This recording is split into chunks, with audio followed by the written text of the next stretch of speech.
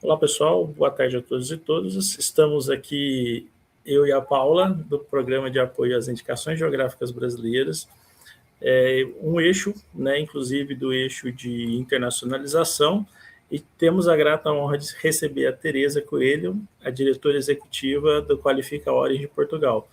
A Tereza tem mestrado em biotecnologia vegetal e conta com um percurso profissional de mais de 25 anos nas áreas da certificação e sistemas de qualidade. Tereza, um prazer receber você aqui para falar um pouquinho com a gente. E sem mais delongas, a palavra está contigo. Obrigada, boa tarde a todos. É com muito gosto que aqui estou e para falar convosco e para vos dar o testemunho daquilo que tem sido o nosso trabalho aqui na Qualifica e do que são as indicações geográficas aqui do outro lado do mundo, na Europa. Alguma questão? Obviamente estamos sempre à vossa disposição para a explicar. Dizer que o assunto desta sessão tem a ver com a qualificação de nomes com indicação geográfica e vou-vos dar a perspectiva daquilo que é o regulamento europeu, portanto, que se passa aqui em Portugal e em todos os países da União Europeia,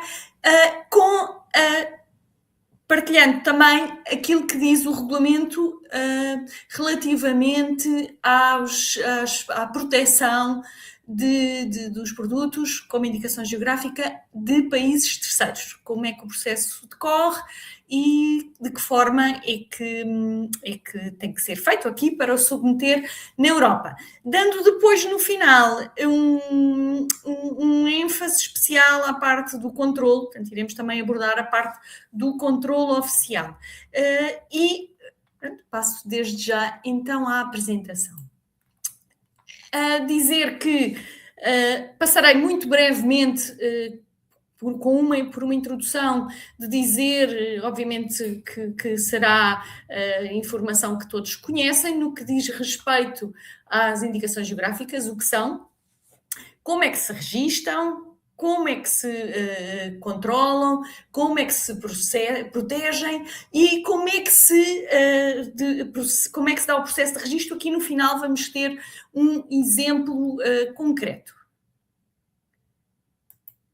Então, só dar aqui uma pequena explicação que vem responder àquilo que é a nossa situação atual. Como é que chegamos ao ponto de termos um regulamento europeu? Iniciou-se há muito tempo, pensa-se que a primeira indicação geográfica terá sido o GAR 1 italiano, portanto, em Itália, que era um produto que estava ligado era usado como um condimento e que tem uma ligação muito específica até à zona perto de Roma. Portanto, era comum, ao longo dos tempos, a existência de nomes comuns que, devido às características, à sua reputação, às suas qualidades, passaram a estar com um nome geográfico associado. Esse produto é colocado no mercado, juntamente com o nome geográfico. Os consumidores, os compradores conheciam-no como o produto A de um sítio B, como temos, por exemplo, aquela que em Portugal que é a mais antiga indicação geográfica, que é o vinho do Porto, é um exemplo, portanto era o vinho do Porto, e que tinha uma comprovada relação com a área geográfica. O exemplo do vinho do Porto tem a ver, obviamente, com o Porto. Passamos, então, a ter uma indicação geográfica. Com isto, obviamente, há sempre o risco de um uso abusivo, ou seja, a usurpação de um nome que depois tem como consequência não só a própria destruição do produto e de um rendimento dos seus produtores, como também uma decepção no consumidor, obviamente que depois deixa de comprar. Pensando nisto e tendo nós na Europa a grande mais-valia de termos regulamentos harmonizados em todo o espaço europeu, foi então criado um sistema legal de qualificação para registro e proteção das indicações geográficas. Este é um sistema voluntário e que tem uma regulamentação comunitária específica. No caso destas indicações geográficas dos produtos alimentares, estamos a falar do regulamento que entrou em vigor em 2024 e que é precisamente o regulamento 2024/1143. Passando, então, quando nós falamos em indicações geográficas, e com este regulamento passámos a ter o nome abrangente, o que significa que quando falamos de indicações geográficas estamos a falar de uma denominação de origem protegida ou de uma indicação geográfica protegida, obviamente detalhando. Penso que todos saberão que quando falamos de uma DOP e o símbolo da denominação de origem protegida é este que aqui está, é amarelo e vermelho, que em português tem o nome, não é? Na nossa língua. Uma denominação de origem protegida é um nome que identifica um produto que tem uma área geográfica associada e cujas qualidades ou características se devem a essa área geográfica. E essas características podem ser, ou os fatores que intervêm nas características, podem ter origem em fatores humanos ou fatores naturais. Pode ser o bem-fazer ou a questão da geografia, a altitude, a temperatura, os solos, o que for. Como sabem, no caso das denominações de origem protegida, todas as fases de produção decorrem na área geográfica. Estamos a falar de uma proteção ao nível que caracteriza a parte da qualidade, com todas as fases na área geográfica. Quando falamos de uma indicação geográfica protegida, o símbolo é em azul e amarelo, como sabem,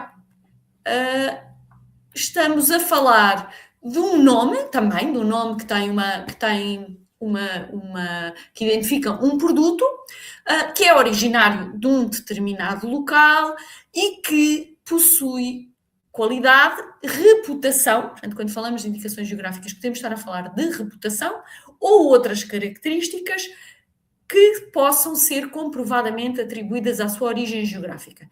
Para as indicações geográficas protegidas, pelo menos uma das fases de produção tem que ter lugar na área geográfica. O que isto quer dizer é que podemos ter fases fora da área geográfica.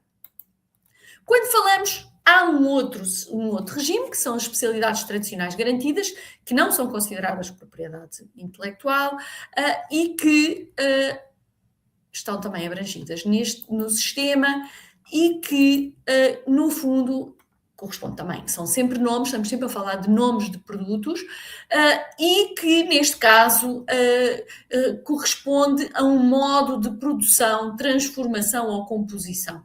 Aquilo que, na maioria das situações, estamos a falar de receitas.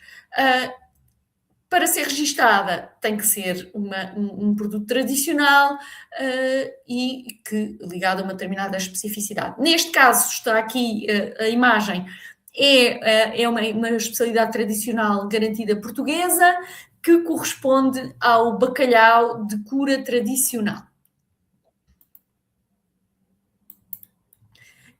As indicações geográficas protegidas, e isto são 2 exemplos de queijo São Jorge, dos Açores, que é uma denominação de origem protegida, e ovos moles de Aveiro, que são um doce, que são uma indicação geográfica protegida.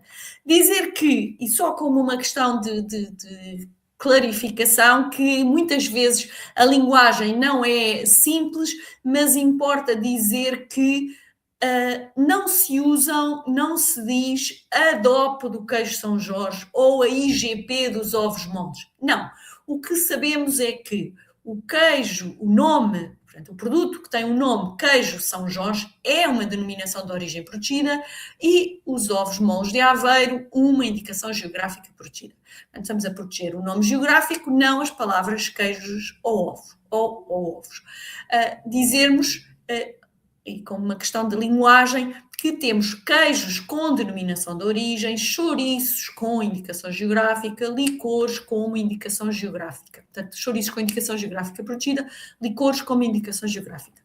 Uma vez que, quando falamos de bebidas espirituosas, falamos de indicações geográficas. Também aqui como um pouco ainda numa fase de introdução, o que se pretende com este regime é que tenhamos uma comunicação clara aos consumidores relativamente aos atributos destes produtos, uma vez que temos sempre uma descrição, que tenhamos uma proteção uniforme do direito da propriedade intelectual, portanto, com regras que todos conhecem, que leve, obviamente, a uma remuneração justa à qualidade dos produtos, é isso que se pretende, que possam ser reconhecidos como uma qualificação, que é o que este regime é, e que, ao mesmo tempo, permite uma salvaguarda dos métodos de produção e das receitas tradicionais. Dizer que o que é que não se pode, o que é que não é possível fazer-se, registar-se.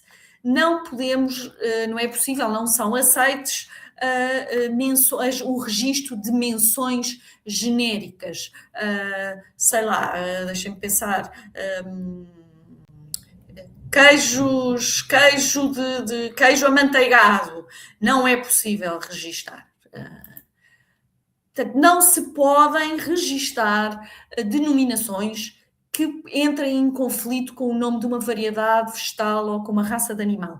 O regulamento diz que sim, que é possível fazer o registro de uma indicação geográfica que tenha o nome de uma variedade vegetal ou de uma raça de animal, mas para tal é preciso comprovar que fica claro para toda a gente o que é que está a ser registado e que ele, por exemplo, sob a denominação de origem, que aquela raça não está a ser produzida em mais nenhuma zona sem ser aquela área.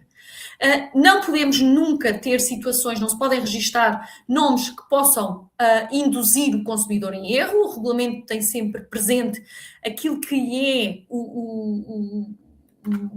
o objetivo final deste regulamento é sempre transmitir a confiança ao consumidor, assegurar que ele está perfeitamente informado, assumindo que obviamente que é um consumidor medianamente informado relativamente a este regime, que não vai ser induzido em erro.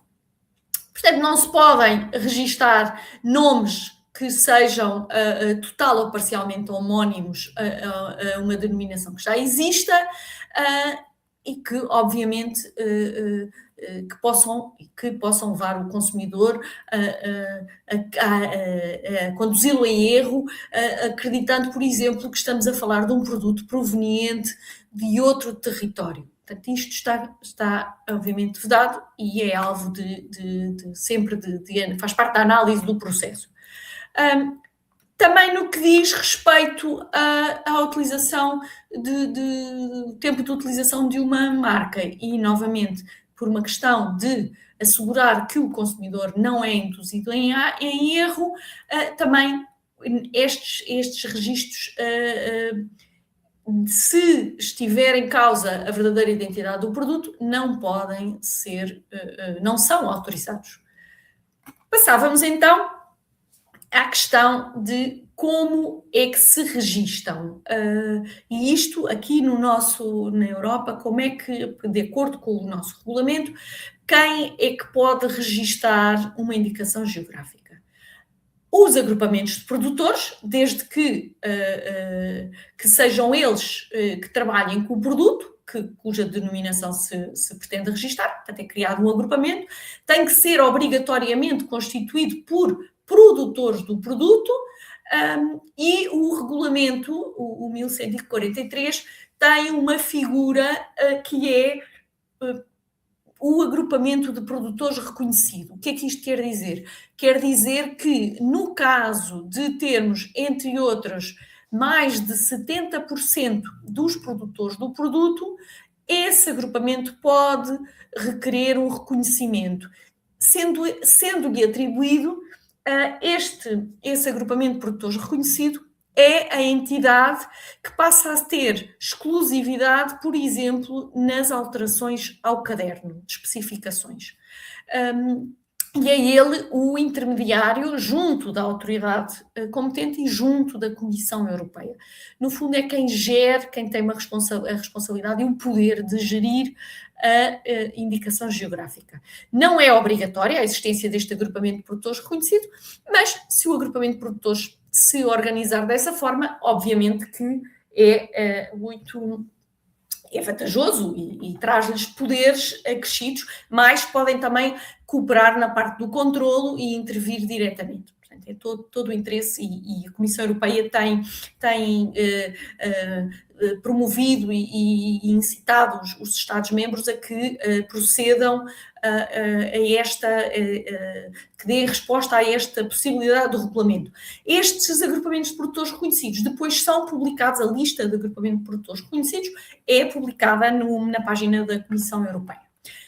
No caso, portanto, estávamos a falar de agrupamentos de produtores reconhecidos. No caso de termos, e só nesse caso, de termos um único produtor do produto agrícola, e isso tem que ser comprovado, portanto, temos que provar que não existe mais ninguém, é aceite que possa ser uma pessoa singular a fazer o registro. Portanto, em nome do agrupamento de produtores, é uma pessoa singular.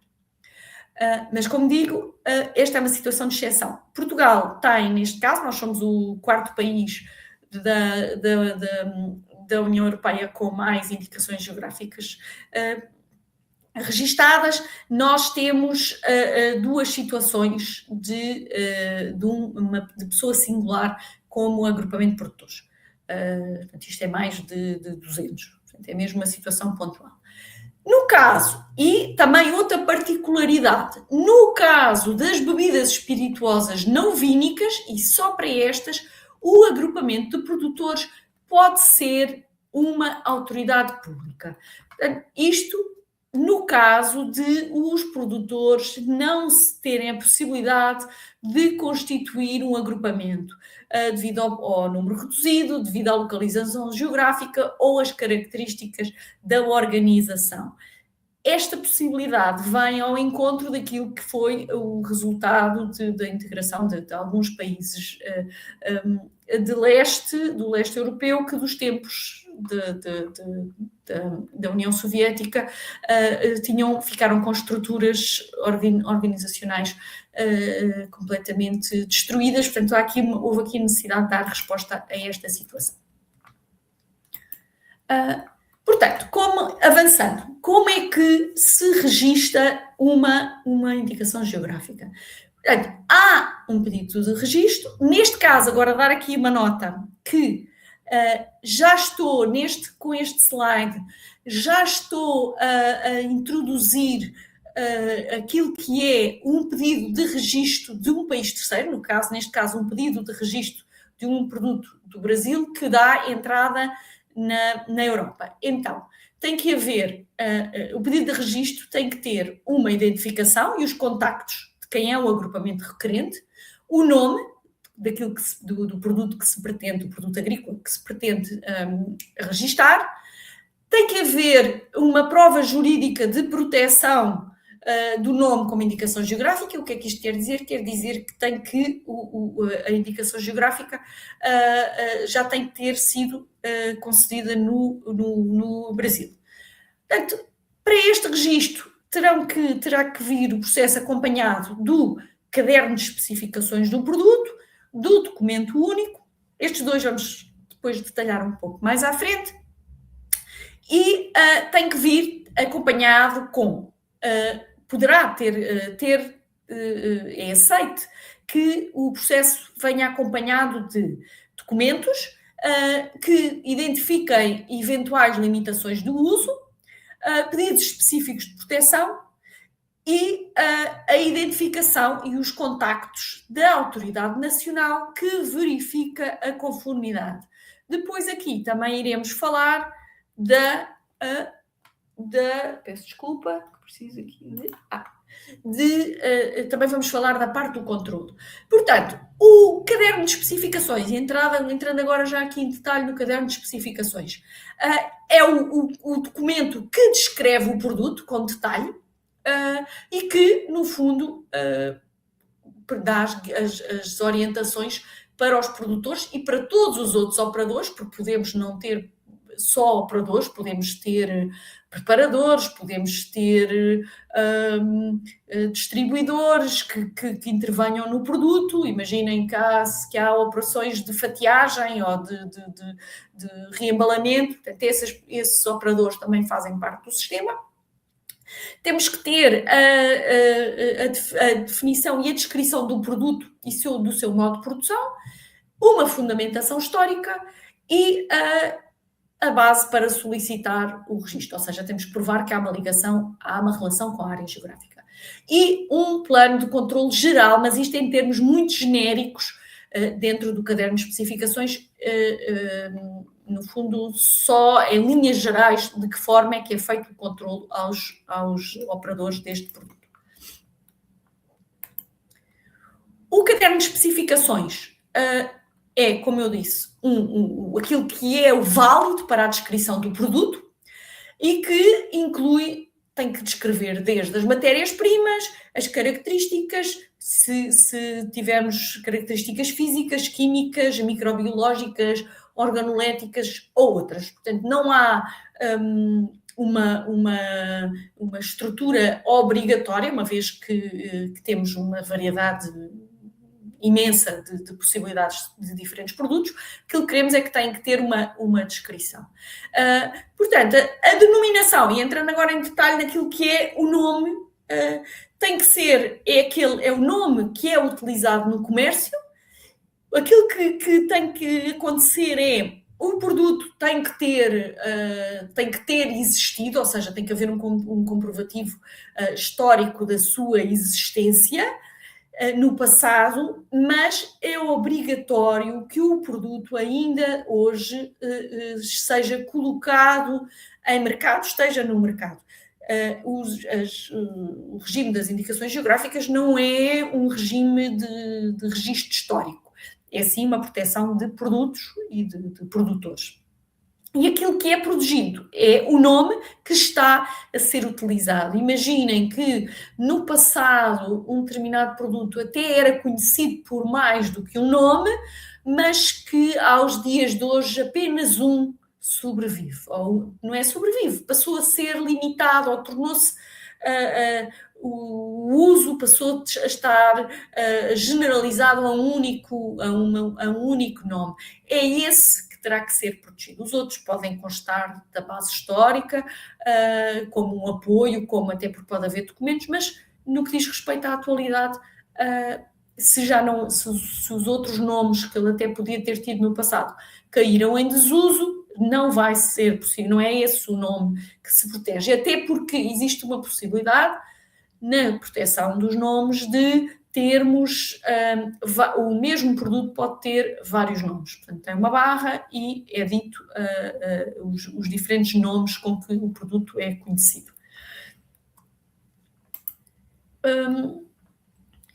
Tem que se provar, ainda neste caderno de especificações, tem que ser definida uma área geográfica, preferencialmente definida em linhas muito gerais, ou seja, bem, eu não conheço, mas imagino com a dimensão que o Brasil tem, mas pronto, agora passando aqui para o nosso pequeno Portugal, nós o que é pedido é que, por exemplo, se tivermos um concelho ou se tivermos uma área, sei lá, entre uns rios ou numa montanha, é isso que descrevemos. Não vamos descrever freguesia a freguesia, que é a unidade mais pequena que temos de descrição urbana. Não, se abranger uma área maior, vamos pelo macro, sendo o detalhe.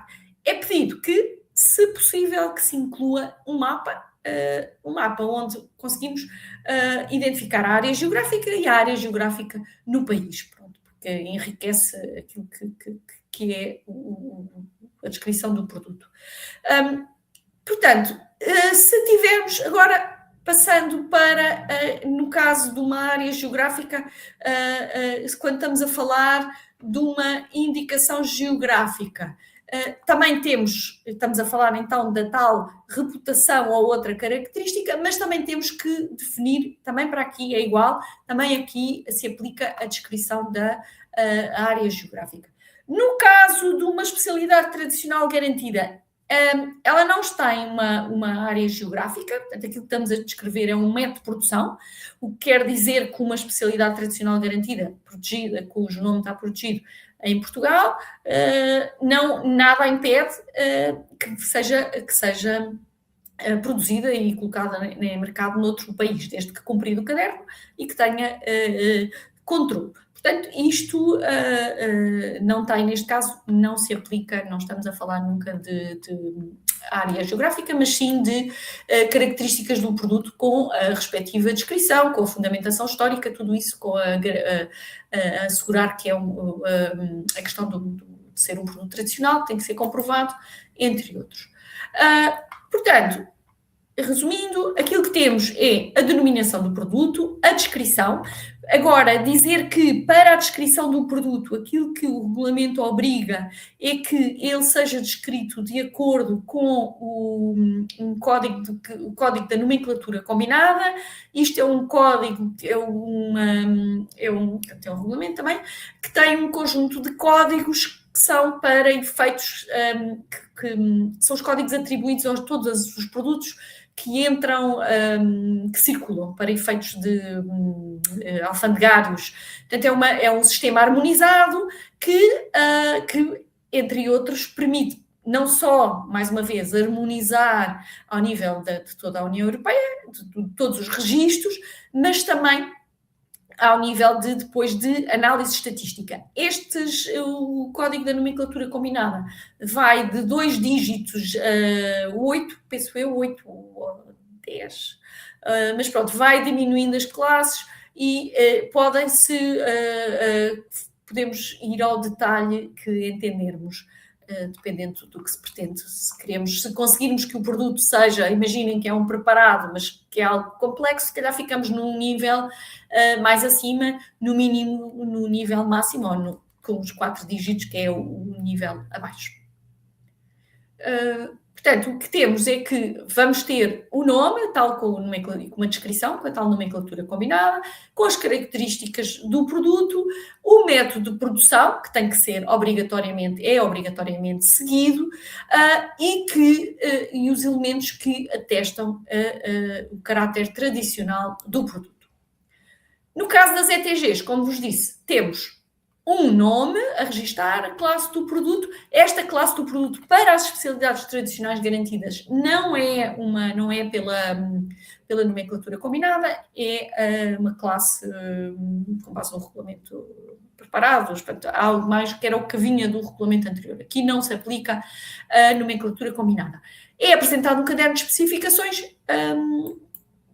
e pronto, é isto. No caso e não tem documento único.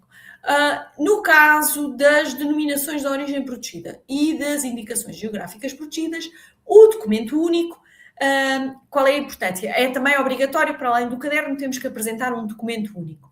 Este documento único é uma síntese, no caso dos produtos agrícolas, tem até 2.500 palavras, não pode exceder, e é o resumo do caderno de especificações. Que depois é este documento único que é traduzido em todas as línguas da União. Este documento único para os produtos provenientes, para os produtos, no fundo, ele é específico já existe um modelo no regulamento para os pedidos de países terceiros. Mas que no fundo é isto que é feito. É só que tem mais é que diz qual é o país terceiro. No nosso caso é o país da União Europeia. Portanto, este documento único tem que obrigatoriamente estar de acordo com o formulário que está publicado no anexo 1, da parte 1 do regulamento de execução 2025/26, portanto, estes regulamentos de execução vêm responder, vêm dar, no fundo, as instruções a alguns dos pontos do regulamento europeu, e que, no caso do 1143, que é o regulamento para as indicações geográficas, nós temos 3 regulamentos de execução. E o documento único, o modelo, está neste anexo 1. Então, agora, como é que se registam? Portanto, depois de termos passado os olhos muito, de forma, penso que não muito detalhada, sobre aquilo que é pedido, então como é que se regista uma indicação geográfica de que vem do Brasil no registro europeu? Isto é para o caso de um produto de um país terceiro, neste caso do Brasil. Portanto, há uma apresentação do pedido, peço desculpa. Quem é que o faz? Quem é que apresenta este pedido? Pode ser o agrupamento de produtores ou podem ser as autoridades nacionais do Brasil, que o submete por via eletrónica à Comissão Europeia. A Comissão Europeia irá fazer uma análise, uma supervisão e a gestão deste processo.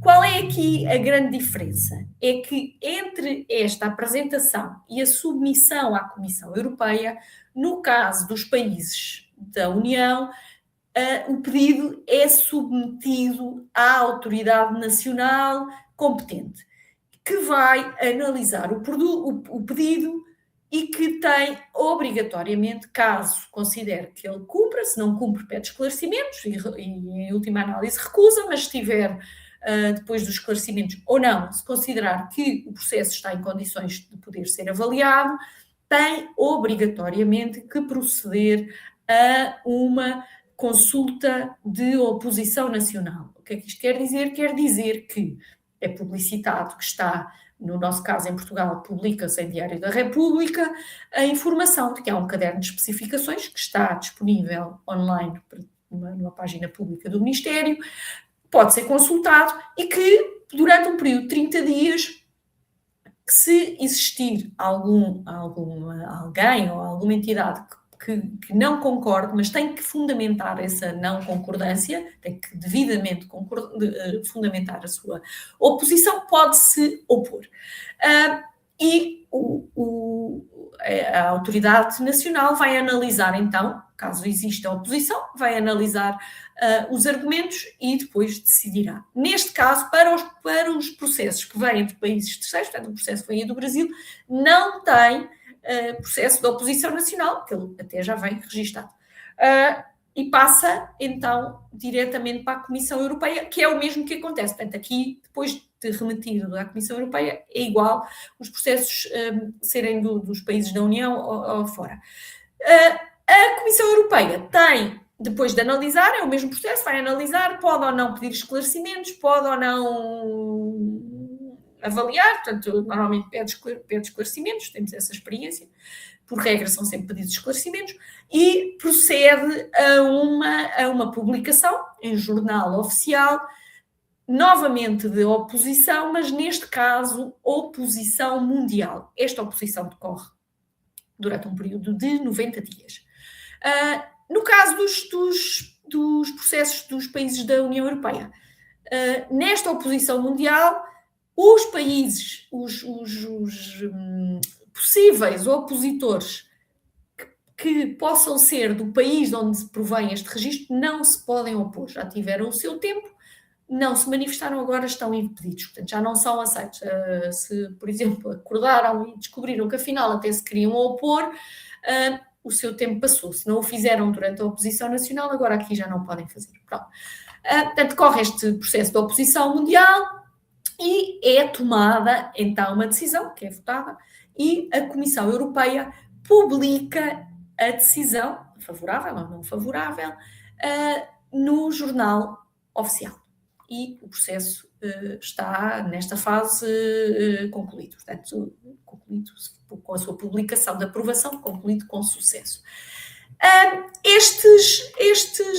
Todos estes processos são publicados portanto, isto corre numa plataforma, são publicados no registro, no registro de indicações geográficas, que é um sistema que é o e-Ambrósia, que tem todos os processos, não só aqueles que já estão registados, mas também, e que pode ser consultado por todos, portanto é uma página aberta, que tem todos os registros que estão para análise. Portanto, quando vamos ver um dos parâmetros que pode ser consultado é a situação, pode ser submetido, ou pode ser aprovado, ou pode ser rejeitado, o que for. E isso é possível consultar.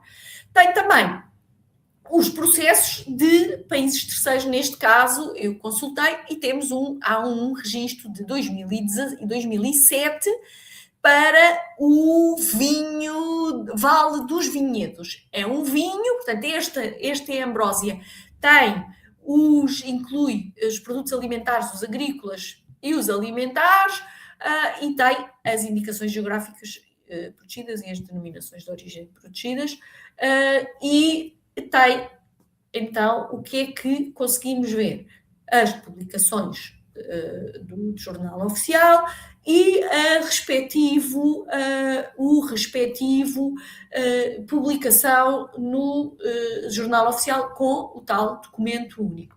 Portanto, que sabemos que, neste caso, é uma denominação de origem protegida, chamada Vale, com o nome Vale dos Vinhedos, e que corresponde, lá está, o código, aqui já está, o código da nomenclatura combinada, porque todos os processos antigos foram todos atualizados para os nomes, para os grupos atuais, portanto está aqui o tal código que corresponde ao 22, portanto são bebidas, líquidos alcoólicos e vinagres, neste caso tem o detalhe dos 4 dígitos, vinhos de uvas frescas, incluídos vinhos enriquecidos com álcool, mostos de uvas, excluídos da posição 2009. Portanto, por vezes a nomenclatura combinada não é muito simples de ver, mas tem esta grande vantagem de podermos fazer de consultas por códigos, por exemplo. Dizer que... Desculpem. Eu agora queria aqui sair... Aqui. Portanto, aqui, se conseguirem ver, temos as publicações no Jornal Oficial, que depois na página do e-Ambrósia, se clicarem aqui, conseguem entrar nos respectivos das publicações do Jornal Oficial. No que diz respeito à utilização dos símbolos para os produtos, os nomes que são provenientes de produtos de países terceiros. Os símbolos da União podem ser utilizados no rótulo, ao contrário dos produtos da UE, onde a utilização do símbolo da denominação de origem protegida, da indicação geográfica protegida e também da ETG são obrigatórios. Exceto para os vinhos, mas não estamos aqui a falar dos vinhos, os vinhos têm aqui um mundo à parte. Portanto, no caso dos vinhos não é obrigatório, mas produtos agrícolas, alimentares, sim. Para os nossos produtos da Europa é obrigatório.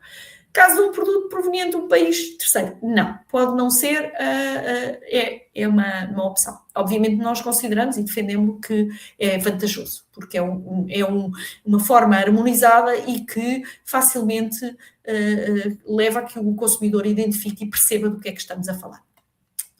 Uma vez registado, o nome vai passar a estar, obviamente, protegido em toda a União Europeia. É a grande vantagem deste regime. Uma das grandes vantagens. Portanto, o nome está protegido contra o uso comercial, direto ou indireto, em produtos que não são conformes, quer seja o mesmo nome ou um nome semelhante. Portanto, se é um produto que não está conforme, não pode, portanto, a proteção protege contra essa utilização. Não pode ser utilizado, o nome seja semelhante ao tipo, queijo, tipo qualquer coisa, ou estilo qualquer coisa, incluindo as evocações gráficas, está protegido contra indicações falsas e, voltamos novamente, e protegido contra práticas suscetíveis de conduzir o consumidor em erro. Sempre o consumidor aqui com uma grande ênfase. Passamos ao ponto seguinte, que é como é que se controlam as indicações geográficas. E aqui, eu agora daqui para a frente, eu tenho aqui portanto, vamos percebendo sempre do que é que estamos a falar. Como é que funciona em Portugal? E um bocadinho para vos dar aqui a visão de como é que funciona o controlo. O controlo, tudo o que diz respeito ao controlo tem um regulamento próprio, que é o Regulamento do Controlo Oficial, que é o Regulamento 2017/625. É um regulamento extenso de controlo que abrange todas as áreas, onde se fala também de indicações geográficas, mas é muito mais abrangente, é tudo o controle veterinário, de OGMs, tudo. Portanto, é a bíblia do controle oficial. No caso das indicações geográficas, o controle, há a obrigação de se efetuar controle antes da colocação do produto no mercado. Quem é que o faz? Os produtores, portanto, o agrupamento de produtores com medidas de autocontrole que devem estar previstas. No caso português, temos organismos delegados. O que é que isto quer dizer? Quer dizer que temos entidades privadas que estão reconhecidas, estão acreditadas obrigatoriamente pelo Instituto Português de Acreditação, pela norma ISO 17065, e que têm tarefas de controle oficial delegadas. Para efeito do controle das indicações geográficas, atuam em nome dos serviços oficiais, em nome do Ministério. Estes nós normalmente chamamos de organismos de controlo. Importa aqui dar um bocadinho a nota de que é muito comum usarmos a palavra de certificação, até porque vem muito em inglês, mas aquilo que nós estamos aqui a falar neste regime é de verificação da conformidade. E é isso que estes organismos fazem. Eles vão confirmar que o produto está a ser obtido, cumpre o caderno de especificações, provém da área geográfica definida e cumpre tudo aquilo que foi definido e é controlado. Portanto, controlam todos os quem têm intervenção na obtenção do produto, têm obrigatoriamente que ser controlado. Também atua, também tem poderes de controle, a autoridade tributária e aduaneira em Portugal. Portanto, que controlam todas as mercadorias que circulam no mercado. Ou seja, consideramos, sabemos que aquilo que são as mercadorias a introduzir é a área de atuação da autoridade tributária. O sistema de verificação da conformidade incide sobre todas as fases, para além de todos os produtores, também todas as fases, quer seja a produção, a preparação, a distribuição, a importação e a colocação no mercado. Todos os pontos que constam do caderno de especificações têm que ser controlados. Atenção aqui, não é aquilo que consta no documento único, não. É o que consta no caderno de especificações. Portanto, estamos no grande detalhe. Tem que ser definido, isto em Portugal, tem que ser previamente aprovado um plano de controle, que vai ter que dizer quais são os pontos que vão ser controlados, que se havendo lugar a colheita de amostras que sintam menos de forma, pode não ser sistemática, mas aleatória, que análises são feitas e com que frequência é que é feito esse controle. Todo este sistema está sempre assente naquilo que é uma avaliação de risco. É preciso definir qual é o risco de cada operador para se poder, então, definir qual é a intensidade do controle. Porquê? Porque queremos, obviamente, por um lado, não imputar excessivamente a quem que tenha uma produção, quer em termos de quantidade, quer em termos de, sei lá, se estamos a falar de um produto de produção primária, obviamente que o risco será diferente quando estamos a falar de um produto de pastelaria, não é? Que tem uma quantidade de ingredientes, uma quantidade de fornecedores. Isto é um mero exemplo. E tem que estar definidas quais vão ser as medidas a tomar em caso de incumprimento. Portanto, estes controlos dependem, a natureza e a frequência tem que ser contá-lo na base do risco e que depois este risco é anualmente revisto e atualizado. Portanto, isto também tem a ver com a quantidade de incumprimentos que cada operador tem, obviamente que vai sendo sempre crescente, e que vão definir no fundo, há uma escala para cada operador tem que ter a definição da sua avaliação de risco para ter depois anualmente o seu plano de controle. Obviamente que o seu programa de controle. Obviamente que pode haver situações em que estão programados 2 controlos, mas verificado o incumprimento pode ter que se atuar, por exemplo, com controlos adicionais, obviamente. Então, como é que se controla, o que é que diz o regulamento relativamente a produtos que entram no mercado europeu? Portanto, estamos já a falar de um produto que tem um nome protegido também na Europa, mas obviamente é proveniente do Brasil. Ou seja, o que é que tem que acontecer? Como é que se controla? Portanto, o Brasil tem que definir quem são as autoridades competentes para fazer este controle. Se existe quem são as autoridades, no caso das autoridades competentes relacionadas com os oficiais, com o Ministério, quem são os organismos de certificação do produto reconhecidos, qual é o sistema, qual é o sistema que se aplica no Brasil, e o produto é obrigatório que depois ele entre no espaço europeu acompanhado de um atestado de conformidade. Ou seja, em papel ou em formato eletrónico, que é um documento que, no fundo, para um determinado lote, confirma, atesta a conformidade com o caderno de especificações.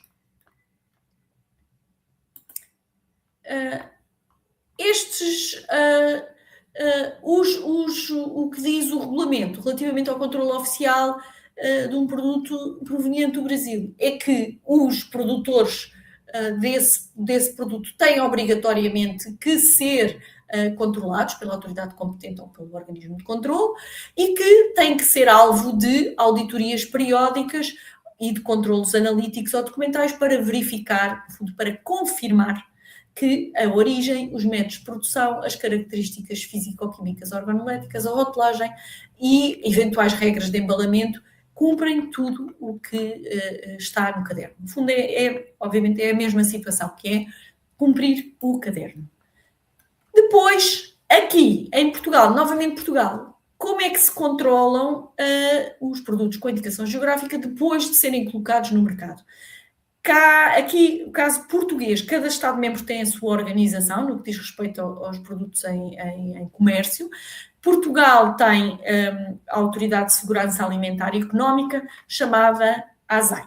Portanto, é esta entidade, depois do produto estar colocado no mercado, e consideramos que inclui também, quando os produtos estão em armazém para ser vendidos, já estão embalados, prontos para ser comercializados, já estamos a falar da atividade desta autoridade.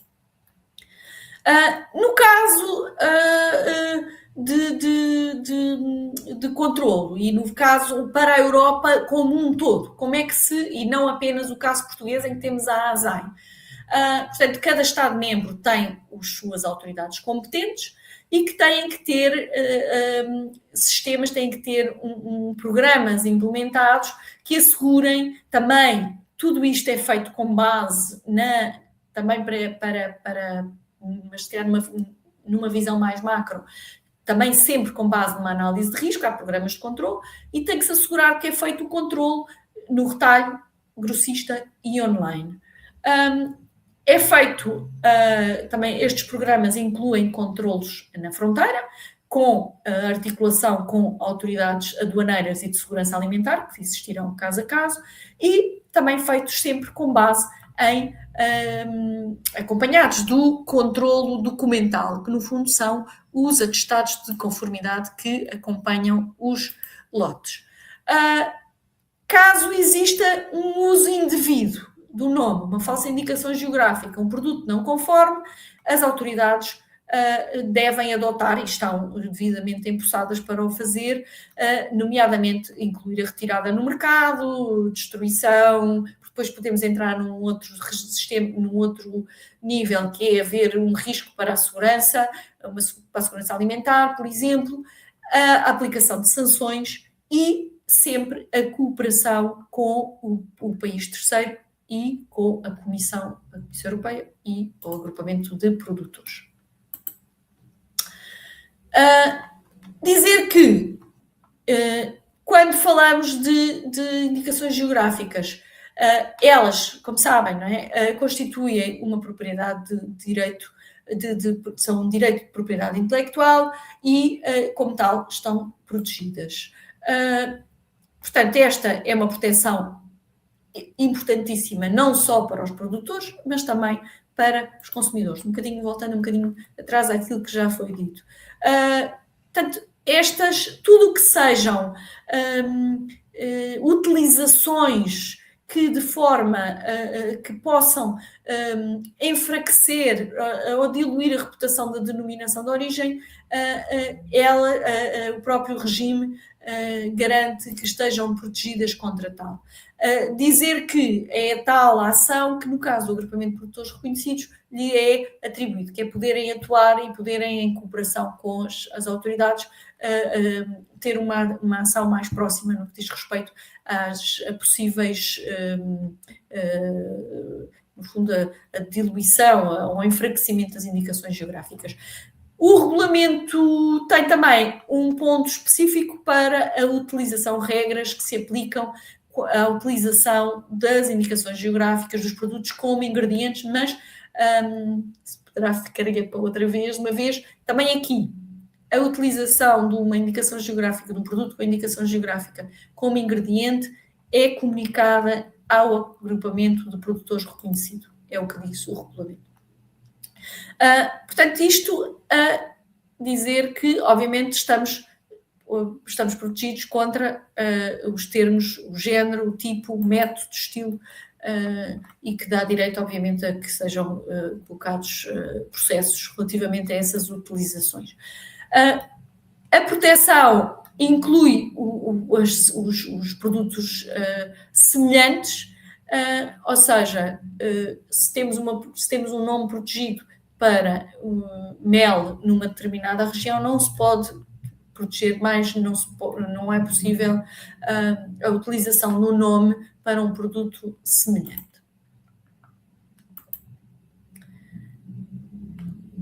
Portanto, a proteção abrange todas as mercadorias que entram no território aduaneiro e também tudo o que são vendas com o comércio eletrónico. Também o regulamento abrange também as vendas online. A proteção abrange também as vendas online. Agora, então, esta é a última parte da minha apresentação, que no fundo resume como é que se processa um processo de um registro. Portanto, vamos ter o início, há um caderno de especificações, que já está e que tem uma proteção no Brasil, o nome tem uma proteção no Brasil e que foi reconhecido pela autoridade competente. Este processo é enviado, é remetido para a Comissão Europeia, elaborando um documento único e acompanhado da respectiva documentação de acompanhamento, a tal de prova da documentação da proteção nacional e a identificação da autoridade de controle, é enviada, é remetida à Comissão Europeia diretamente e, importante aqui, neste caso, é submetido obrigatoriamente numa língua oficial da União Europeia. No caso do Brasil, estamos facilitados porque temos o português, é uma língua da União. Portanto, daí os processos a chegar são obviamente em português. A Comissão Europeia analisa, o que diz o regulamento é que tem até 6 meses para o fazer, publica, tem que obrigatoriamente proceder à publicitação para efeitos de oposição mundial e decide sobre o registro. Após o registro, a indicação geográfica é exportada para a UE, acompanhada de um atestado de conformidade. À entrada, as autoridades competentes verificam a rotulagem, o uso do nome e a existência desse atestado. Estão habilitadas, no caso de existir algum incumprimento, a aplicar medidas. Obviamente que, com base na análise de risco, pode não ter a ver com a própria indicação geográfica, mas podem ser, por exemplo, pedidas, ou sim, se houver imaginem que há uma situação de possível análise de fraude ou de cooperação entre diferentes países, para instaurar ou analisar uma possível situação de fraude. Pode haver lugar à recolha de amostras e estão habilitados a aplicar medidas em caso de incumprimento. Dizer só aqui como nota final que esta recolha de amostras, para além do produto, podemos estar a falar, porque aqui na União Europeia também temos um programa de parte da segurança alimentar que no fundo se aplicam matrizes, que pode ter a ver não com o facto de ser uma indicação geográfica, mas ser um determinado produto. Por exemplo, vamos pensar, se tivermos uma goiaba, e se houver, se tiver no passado existido um problema, as goiabas do Brasil podem ter uma determinada taxa de análises, pronto, e onde se pode, por acaso, pode vir a incluir também uma indicação geográfica. Isto é só um mero exemplo, porque é que há lugar a recolher amostras. E com isto terminei, espero ter sido minimamente interessante esta apresentação e tudo bom, e estamos disponíveis para alguma coisa que necessitem. Muito bom, Tereza, obrigado pela interação, né, pelo excelente material. Já tinha algumas perguntas que já foram sanadas, né, bem objetivamente. Queria ver se a Paula tem alguma questão, depois eu tenho uma para fazer aqui no final, muito mais a título de elucidação mesmo. Tereza, nossa, super interessante, foi bem objetivo, acho que esclareceu bastante coisa que a gente estava querendo, né, colocou ali bem certinho em relação aos tópicos. E acho que um ponto que eu queria ver contigo, eu não sei se eu deixei passar durante a apresentação, é se existe um número máximo, esse documento tem um tamanho para a gente submeter. Porque aqui no Brasil não tem tamanho, então, assim, tem documentações muito grandes. E aí, o caderno de especificações não tem. Nós temos cadernos de Portugal, também tem isto. Há muita visão hoje em dia de parte sintética. Eu confesso que acho difícil porque quando estamos a trabalhar com um determinado produto e a história é impossível não nos envolvermos e não querermos mostrar. Portanto, eu acho que é sempre difícil escrever pouco. O que é dito é a informação tem que se reportar ao produto e à relação, ou seja, se tivermos fatores ambientais, não descrevemos tudo, portanto temos que nos focar. De resto, não temos. Para o documento único, sim. O caderno, não. O caderno, o que é pedido? É que, isto também vem um bocadinho do passado, o que acontecia é que tínhamos às vezes documentos e o caderno de especificações tinha anexos que estavam desagregados, ou seja, que vinham eram 2 documentos, não é? O documento em si mais o anexo. Não, isso agora não é autorizado. Portanto, temos de ter tudo, os anexos podem existir, mas fazem parte do documento. Obrigada. Bom, eu queria ter uma curiosidade, né, e aí para reforçar a sua fala, é a respeito do uso como ingrediente, né? Aqui a gente tem alguns entendimentos, né, e a nossa legislação não trata disso. Se você puder aprofundar um pouquinho mais, é necessário que o pessoal autorize, ou eu atendendo os quesitos do caderno, utilizando essencialmente o produto, eu já posso utilizar direto? Como que funciona? Bem, eu se calhar convidava-vos, fico já aqui, ofereço-me para fazer outra sessão só para os ingredientes, porque nós fizemos lá aqui. Portanto, não é uma matéria simples, porquê? Porque aquilo que foi aprovado, como sabem, os regulamentos resultam da discussão, não é? De 27 diferentes entendimentos e dos 27 países. O que diz o regulamento europeu é que, no caso, portanto, lá está aquilo que eu tinha começado a dizer, só quando existe um agrupamento de produtores reconhecido é que quem quer utilizar o produto como ingrediente, mas que vai usá-lo no nome, isto para dizer o quê? Eu vou fazer um pão de, não sei, de qualquer coisa, não é? Pão de, vamos lá, goiaba. Pão de goiaba X, de goiaba de São Paulo. Pronto, aqui dizer se eu quiser fazer este produto, aqui, de acordo com o nosso regulamento, eu informo o agrupamento de produtores reconhecido envio-lhe uma notificação a dizer que vou utilizar, que vou cumprir o caderno, e depois tenho o agrupamento de produtores reconhecidos, das duas uma, ou acusa a recepção, ele não está a autorizar, acusa a recepção, ou ao fim de 4 meses está tacitamente aceite que já recebeu a informação. Aquilo que é o que é o entendimento é que, tanto quanto possível, que haja uma colaboração até para a parte da imagem. Depois do que ficou dito é que cada país pode então definir regras mais apertadas. Portanto, na verdade, o regulamento é um bocadinho vago nesta matéria.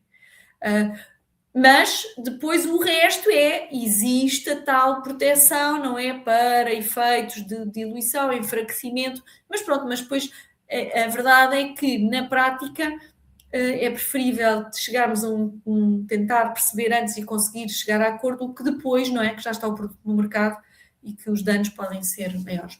Mas